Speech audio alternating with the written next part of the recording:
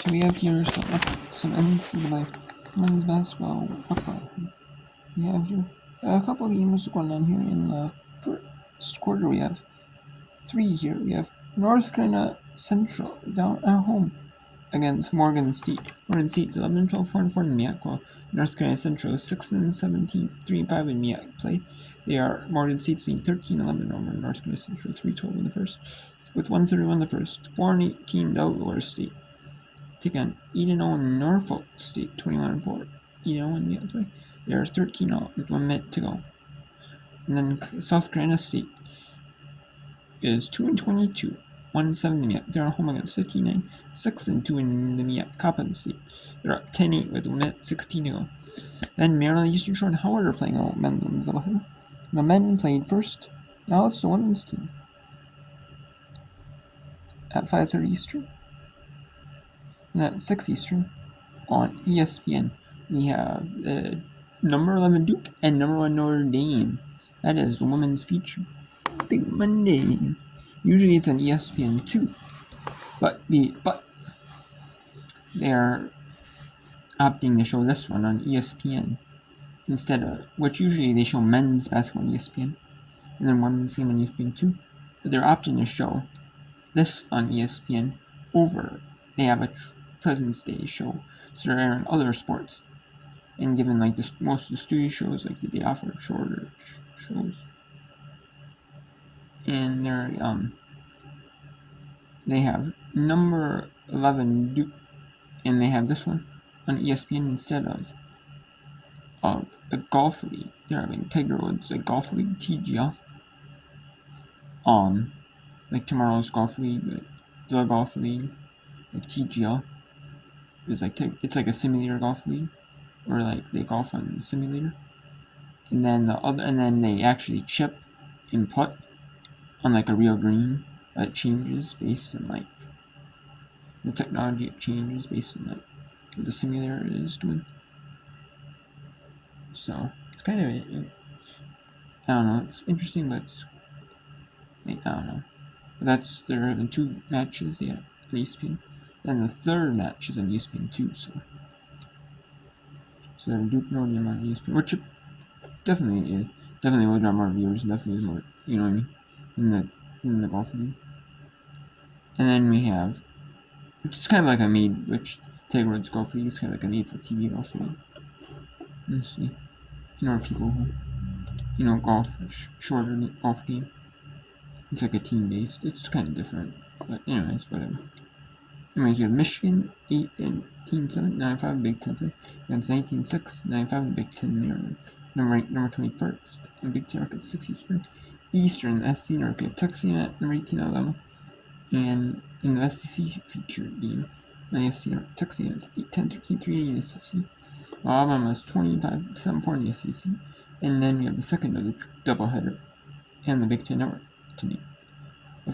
The third of 3 games in the Big Ten triple header today. We have Northwestern at Rutgers. Northwestern 1-11 in the Big Ten. Rutgers 2-12 in the Big Ten. The Eastern Big Ten.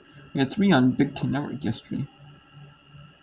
And we did for the women. And then we had 1 on Fox and 2 on Big Ten Network. Fox is usually good about showing stuff over the air. Our President's Day, Martin Luther King Jr. Day. So when people actually have days off, they're actually good about showing sports. And like main Fox, which they had 2 games. Iowa at Ohio State. And then sometimes like stuff that was supposed to be on Sunday if it got like rain delayed or something, or originally scheduled on Fox because of like rain delay, like NASCAR, like football, like if they had like usually you don't see the NFL, but maybe like or UFL, or if they had like college football, or if they had like NASCAR rain delay or some type of like rain delay in a sport, it would actually air it on Fox. Like if it's originally intended to be on Fox, so actually go back, actually be on Fox. No, so they're actually good about that. But number 8 Ohio State, 86-78 over Iowa, Norton, and then 70-57 number 17 West Virginia over number 12 Kansas State. And that was the feature game. Obviously, 2 ranked teams.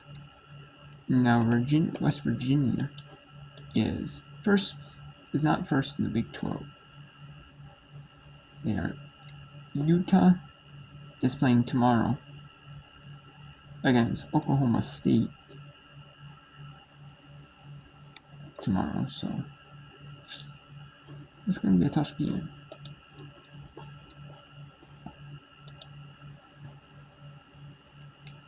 Then we have UCF and Kansas, which doesn't impact the standings too much, really.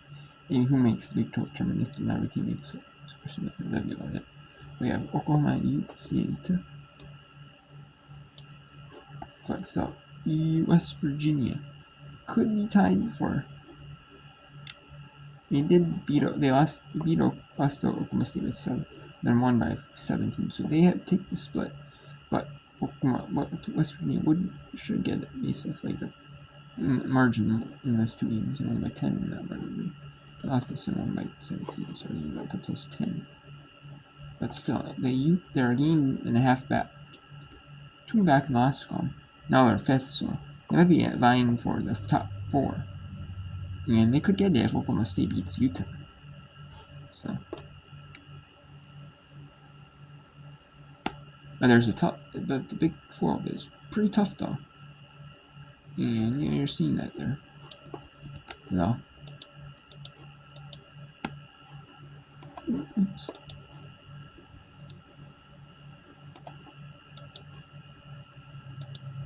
Oops, okay. And then we have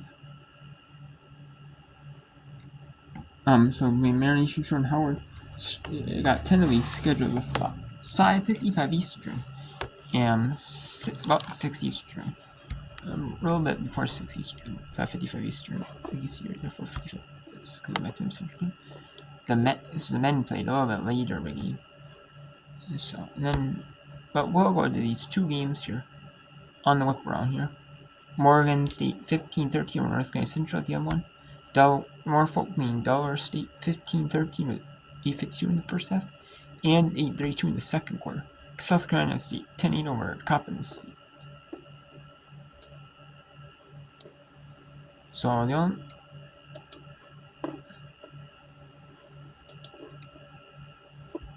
it is 8 minutes to go now. First half.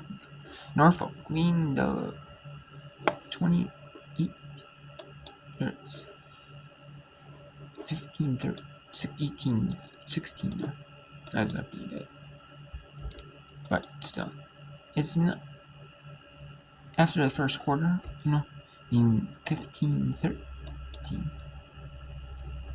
Now it is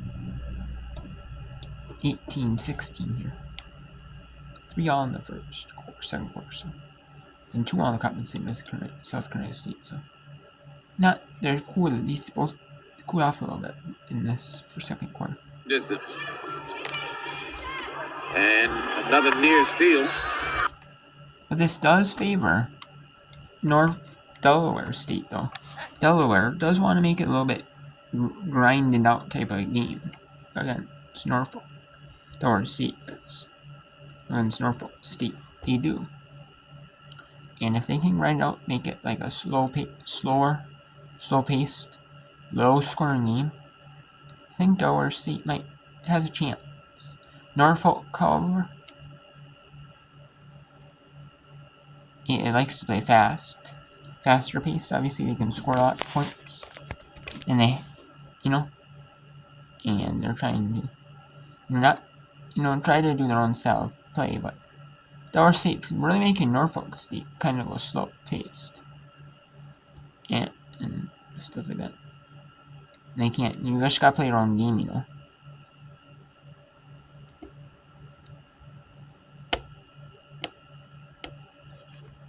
Now, including 5 offensive rebounds for Del State. I believe that happened on Saturday as well. Maryland used to sure out-rebound the Spartans in that game at Princess Anne, Maryland. Another open look from 3, and Diamond Johnson can't hit this one. Del State comes down with the rebound as Lane gets it out to McElrath, and a blocking foul is going to be called on Scott Robinson. Scott Robinson with a great rotation. Not even going to get set. Just what the Spartans do best is just good player movement. Everybody knows their assignment. That time, Scott just a little late over there to go in the rotation to get the charge ball. Still sliding. That ball will be taken out of bounds for Scott to turn first, the team's first in the second quarter. As McElrath finds herself open top of the key, misses this one. Left side, and back comes Norfolk State. Good blocks out by Diawara to clear that board where nobody else could get it. The Spartans back into the front court, leading it by 2, 18-16. As Diamond Johnson hesitation move, gets off the glass and up and good. When all else fails, give the ball to number 3. And she's third in the conference in field goal percentage, with that easy layup off the glass and in. As Norfolk State still in his zone. As the Hornets look to go inside. As the ball goes off of Scott Robinson. Okay, so let's go to Morgan at Del NC Central here. Morgan, 11-12, 4-4 in the Mid-Eastern Athletic Conference. The North Carolina Central Eagles are 6-17, 3-5 in the Mid-Eastern Athletic Conference. The Morgan State Bears down 1 here. So we'll show you here the scheme here, some of the scheme, and we'll bring in the women's Maryland Eastern Shore at Howard. Maryland Eastern Shore Hawks at the Howard Basin game. That is early in that one here. We have some quick-paced games during the meet here. I mean, but also some of these games on TV are not televised. You know, they actually take the bare minimum for it. Like the media time requires this much time. It might be a little bit longer for TV purposes. Or though you do see some games on TV though end up going a little bit less though, even so. Yak Rookie of the Year. Averaged 11 points per game across the 2 games. The Bison. It's a board. Coach Baxter wants a foul. He won't get one, but North Carolina Central's back in front. Morgan's been dominant down low all game. She's looking for the challenge. Callahan an early 7 points.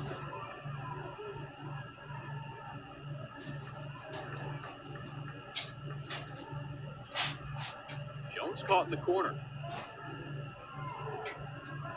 And even though Morgan State's only playing 1 big, North Carolina Central still got its 2 bigs out there. Helps with the rebounding. I agree. Callahan can bring it up the floor. That's in her game.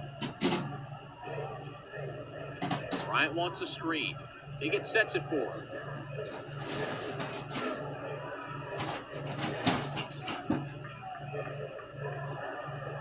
Callahan whirls, pivots. It's a great move. Rolls it in. Great move. That is a veteran take from Morgan Callahan. Over-aggressive freshman jumps at the pump fake. Couple substitutes at the scorer's table for both sides. Naya Ojukwu is one of them.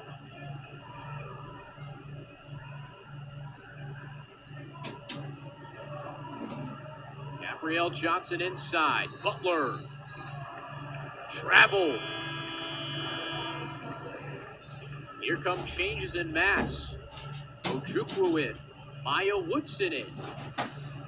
Butler and Bogans head to the bench, as well as Nia Green.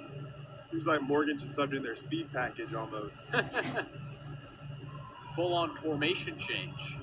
Rumpf is also into the backcourt. Morgan's playing some zone. Foster bumped up top. That's a second foul on Tamaria Rumpf. Easy call for the refs. That's hip on hip. Tierney Coleman, Jada Creech back in for North Carolina Central, along with Callahan, Bryant, and Foster.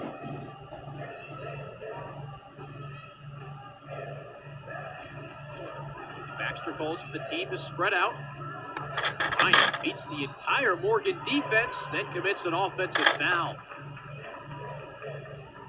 Gabrielle Johnson there to take the contact. Kyle O'Brien's second personal. But Morgan State hasn't had it offensively in the second quarter. Just 2 points. 1 of 5 from the field through the first 3.5 minutes. Johnson fends off Coleman. Woodson. A little bit of heat on the pass. That's her first time touching the basketball.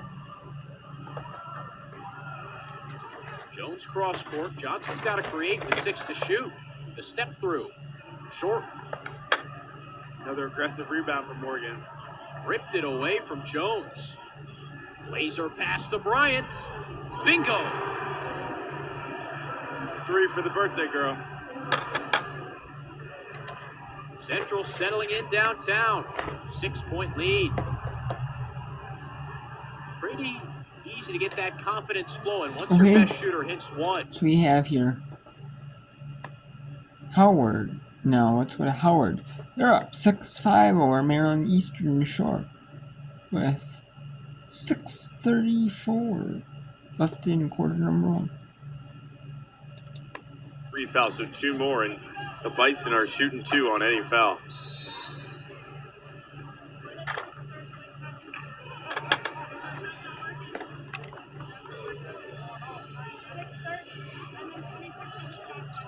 Clock issue never started when Sanaya Kings touched the basketball.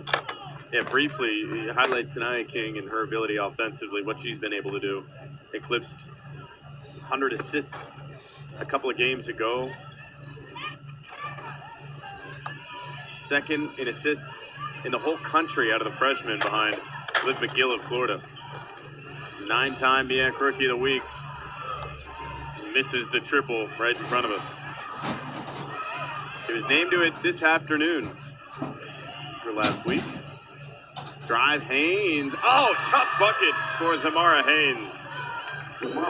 Haynes showing already doing it all cylinders, getting to the free throw line, getting after her missed free throw and hustling to try to get the ball back. She gets rewarded and one opportunity here at the free throw line. Opportunity at 3 points. Team that can shoot the free throw pretty well too. They're third in the conference in free throw percentage, 67%. We'll round up, 66.8. So you shoot the free throw well, you rebound the basketball well. What's been the problem for Maryland Eastern Shore? The answer has been just defending the basketball. They're second to last in points per game given up on the defensive end. They give up 62.2, which doesn't sound like a lot, but the MEAC has a lot of solid defensive teams. Nyla Cooper, who was great last year from beyond the arc, can't hit from the right side.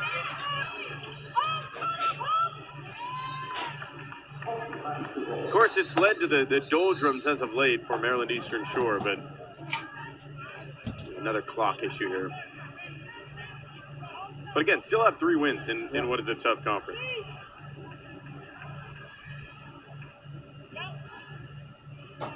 Got out to a hot start too. Started 3-2, and have since lost 3 in a row since February 3rd. Whistle traveling violation. To Coppin State, Howard got them last week, and then they took on a very good Norfolk State team. The Coppin State loss, in my opinion, was one of the tougher ones. That's one I think that Maryland Eastern Shore circles on their calendar and wants to pencil that thing in as a win. For sure, that's definitely one of those games they want to get back. Yeah. And then a game ago, they lost 70-48 against Norfolk State. Had the quick turnaround and play tonight. Nia Thomas, a force on the offensive end this year. Again, playing for the first time in a week. Didn't play against Delaware State. Now it's Miller who gets tied up. Tries to find a way to the hoop. Flips it far right. Transition, Brianna Barnes feeds it inside. Knocked away by Sanaya King into the hands of Niall Miller.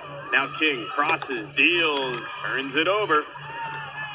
Deflected by Lynch, a nice defensive play, and she'll slow things down and get it to the grad guard from Philly.